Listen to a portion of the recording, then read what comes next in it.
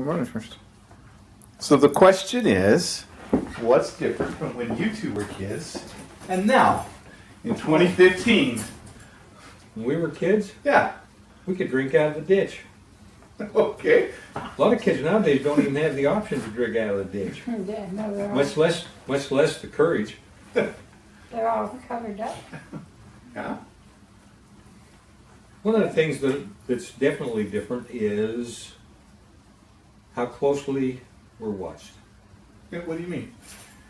I mean, in the summertime, I got my first bicycle when I was about 10 years old. And from then on, in the summertime, I'd get on that bicycle in the morning and be gone. And if I was home before the streetlights came on, everything was cool. Nowadays, that's a no-no. 12 miles to Tooele, we'd ride the bicycles up there to go swimming in the swimming pool. You were living in Grantsville? Yeah. In Grantsville, 12 miles. We had a family pass, so all we had to do was show the pass and go swimming. Ride the bicycles up, swim for an hour, ride the bicycles home. Of course, it was downhill all the way home, so was okay if we were tired. Would you take a lunch with you on those days? No. We'd buy a candy bar after we got out of the pool. How much did it take for you to get a candy bar? Probably a nickel. Dime at most. Okay. When I first started driving, gasoline all over the valley was 28 cents a gallon. Sometimes we'd get gas wars and we'd get below 20 cents a gallon. Yeah, into the teens. I had a gasomat over by the bowling alley there. Got a gallon of gas for a quarter, coin operated. Plunk a quarter in and get a gallon of gas out. We drive all night for 50 cents. Wait a moment. Wait, Yeah. so you have That was like the a time. vending machine Yeah, gas right. station? That was the time. That was what it Yeah. was, pretty much. They called it a gas mat. You put your money It was a in. gasomat, yeah. But the minimum wage at that time was 75 cents an hour. And, I was working at the garage there for 75 cents an hour. But I didn't buy very much gas. Nope. When I was in high school, of course it wasn't a very big high school. 7th through 12th grade, there was only 450 people. In that high school, there was 2 of us had our own car. There were a few guys, quite a few in fact, that got to drive mom's car or dad's car from time to time, maybe to school once in a while. But Joe, I can't remember his last name. He'd been held back a couple of years, so he was a couple of years older than I was. He and I were the only ones in school when we were juniors and seniors that had our own car. And I bought very little gas. There was always somebody willing to buy the gas if I furnished transportation. So you were popular. I had a car.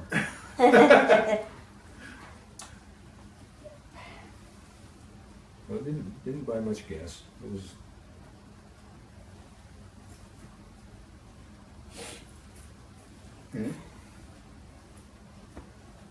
okay. Well, What else is different? what else was different? Oh, Schools didn't have a lot of cars. we didn't have a lot of cars. Yeah, the parking lot. We had no parking lot. Had none. No parking lot. Even All the for the parking was on the teachers? street. Teachers, students, everybody. We had maybe 20 parking spots. Oh, wow.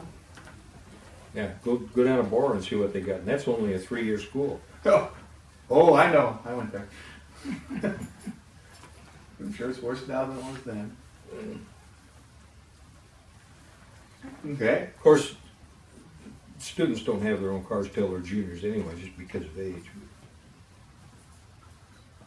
What's different about school? Well, the size of the school that I was in, if you wanted to play in the sports team, all you had to do is show up. Okay, well, with Everybody that showed up got to play. well, was that common in that? Well, Time with that frame? size school, yeah. Was it- The bigger schools, in Tooele, that wasn't the case. There were kids that couldn't make the team because, you know, they only allowed so many on the team, and there were kids that didn't make the team. But when you're allowed 80 or so on the football team, and you only have 55 kids show up, who are you going to cut? Nobody to cut.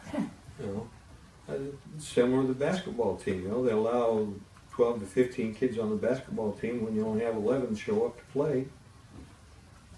Everybody gets to play. Of course, they did have a JV basketball team, and I probably could have made the basketball team if I hadn't had a car.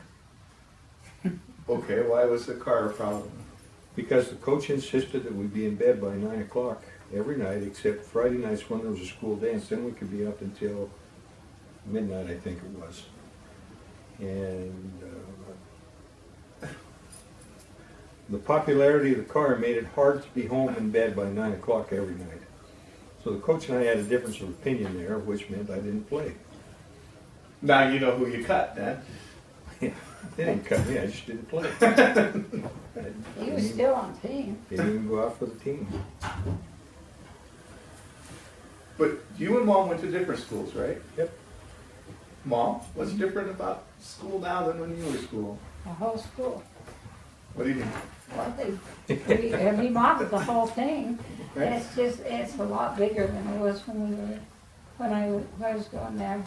And there was 200 kids in my class, about 160, not 200. Okay. And there's 40, 60 What? kids in your class. My class, 65. 48 of them graduated. Yeah. Wow, that's a pretty low graduation percentage. How did that happen? Well, Well, out of the 65, there was 2 of them that didn't survive to graduation. Well, One of them was killed in a car accident and one was drowned. Drinking water from the ditch. No, he was in a swimming pool and drowned. what? And the girl was killed in a car accident. They were hooched up, tried to make a turn that they couldn't make, rolled the car. Are you kidding? Some of those things weren't different. Yeah, that's not unusual. I know that I lost several in my school from something like that. Yeah, it happens. yeah, the school that I went to is to all intents and purposes. Anyway, it's not there anymore. Well, Tooele was, what, a 3A school? Grantsville was 1A? We were in the top. Maybe you were 4A. We played all those bigger schools in Salt Lake. Okay, you were 4A then. We were 1A. But we didn't have quite the student body that East or some of those in South in Salt Lake had. But we were the biggest area and biggest school in the area. Because Grantsville was tiny and they were the bad team and they What do you mean bad team? They burned a G in the middle of my lawn. Gee, Joe. That hasn't changed, has it? Guess that hasn't changed too much. Were you a part of this, Dad? No, But there was, the bad blood between Grantsville was with Judge Memorial. And They were the actually, bad there team. was when Judge came out to play Grantsville football team one time, the Judge bus was actually tipped over on its side. Yeah, there was almost always yeah, they serious just- difficulties when when Judge Grantsville and Judge played each other. Well, Judge was the Catholic school. And of course, Grantsville was predominantly LDS, so there was some But that's why they, conflict Gotcha. there. That makes sense. I mean, I don't know that that was the main thing or even the instigator, but it was there. And another school we played that was always a difficulty was Intermountain Indian School from Fremont. Is that where they were? I don't know. We didn't play Those that. Those Indians like to fight. Especially basketball. See, I don't know if we ever played in football, but we did basketball. I don't think they had enough in football. I don't think they were big enough. Might not have been. But we didn't play them in the 12. There were enough, the other teams that we played. The main one that they had a big to-do about was Cypress Magna. Oh, man. Oh, yeah. And you were really careful when you went to Magna. Yeah, that was right. It was a very, very, Tip over the bus? no, they Those- just, Yeah, those miners, they like to fight too. they were, that's what they were called miners because Well, they ride their Kennecott. Their primary source of income right then was the mines, Kennecott Copper. Mhm. So they were miners. I'm seeing a trend here in little town in Utah. Well, These are very big. when they're that close, when they're that small, it's easy to have that animosity. Hmm. We just didn't think that the kids that went to Cyprus they were all thugs. They weren't, but we thought they were. Yeah. Well, that's interesting because that's not that much different today, Well, I'm sure it's not. you know? That part of it probably isn't. Because, I think Bora was considered the thugs, but Boise High was considered they're the elite smart people. So we were the miners and you were, they were. We were the white buffaloes. We were the buffaloes. They were the cowboys. Huh.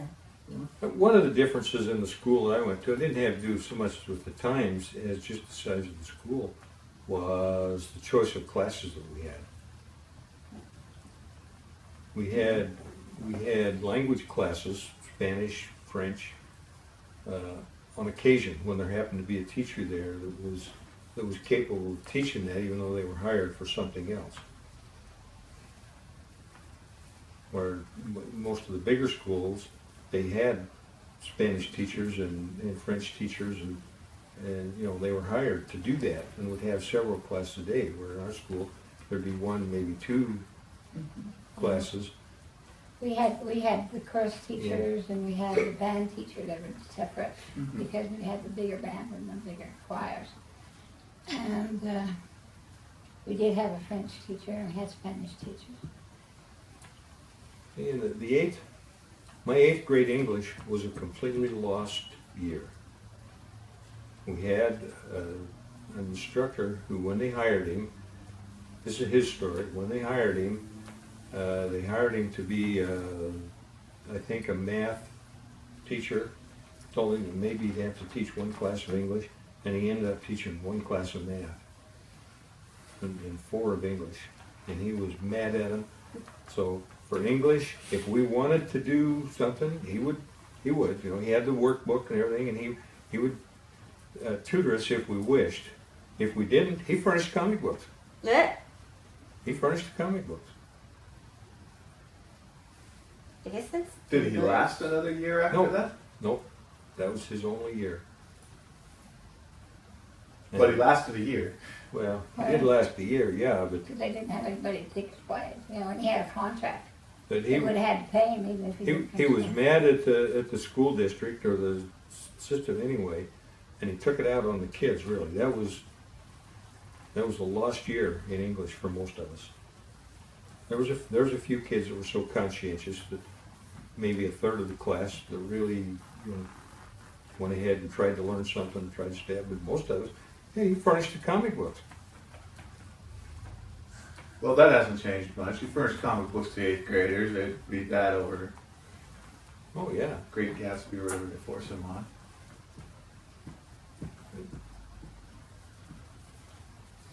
Now, I remember you telling me a story about bringing your guns into your locker room. Well, that was- your locker. That was after I was a junior or senior. Yeah.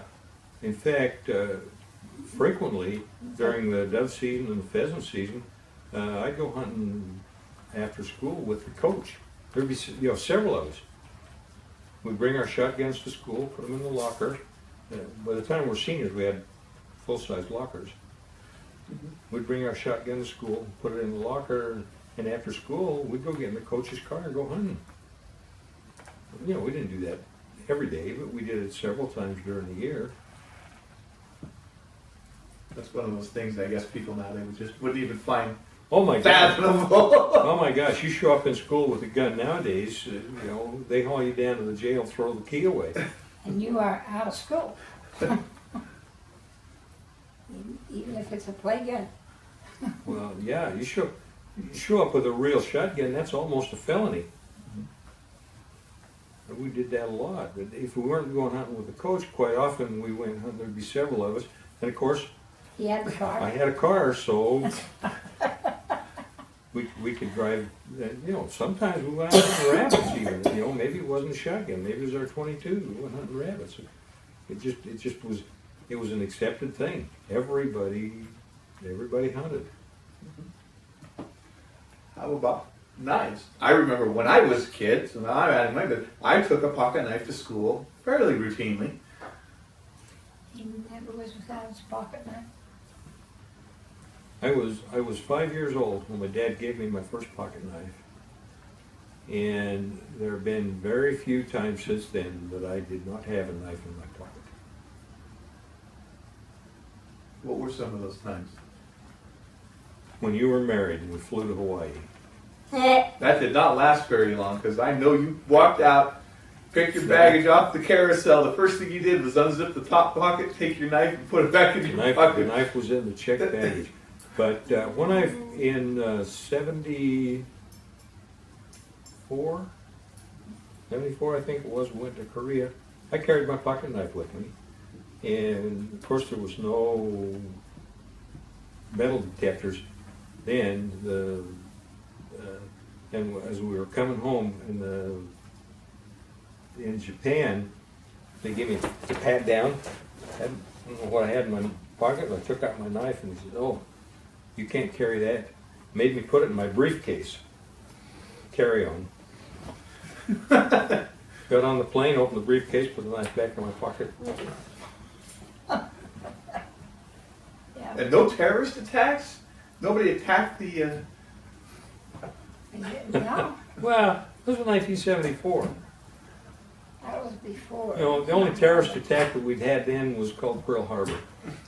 That's right. You think nobody attacked? Nobody got angry at the flight attendants and threatened them with their pocket knife because they couldn't get their beer or whatever? Not while we were on the run. I didn't have a problem getting any beer. Wait a minute, I didn't even ask for beer. So So what's different in flying then from the 70s and now? Other than they didn't have TSA? that- Well, at that time, different planes. everything was controlled. There was no free competition amongst airlines. So if you had a ticket on any airline, it didn't matter. You could go to any other airline, and that ticket was good. The prices were all the same. In fact, when we came back from Japan in '74, we had an open ticket. When we flew into Seattle, It came back from Korea. came back from Korea, we flew into Seattle on July 2nd. Really busy weekend. We had an open ticket. It didn't have a date on it. All it had was a destination. Get from Seattle to Salt Lake. He's got a good And that's when I decided that It's 13 Hughes- or 18 and it's passing. Hughes Air West was a good place to fly. As we went to, I don't know, 2 or 3 different airlines. No seats. And Hughes Air West, well, most of them told us, well, yeah, there's you can get from Los Angeles. If you can get to Los Angeles, there's flights from Los Angeles to Salt Lake City. We can't get you to Los Angeles. We get down to Hughes Air West, and they said, "Oh yeah, we can get you to Los Angeles, and then you can fly a Western from Los Angeles to Salt Lake City." I've never heard of Hughes So Air. we flew from there to on Hughes Air West, flew to Los Angeles, and then from Los Angeles I we was flew to to Salt Lake take care City. of Is that like Howard Hughes? Yep. They were almost a Southwest kind of organization at that time. Of course, they're long gone. In fact, I think Southwest bought them out Yeah, they many did years it. ago. Oh, really? Yeah. Southwest took them and took Western. Well, there's Well- a game. Is it on? Yeah. See what the voice of your front Okay. is right now. It's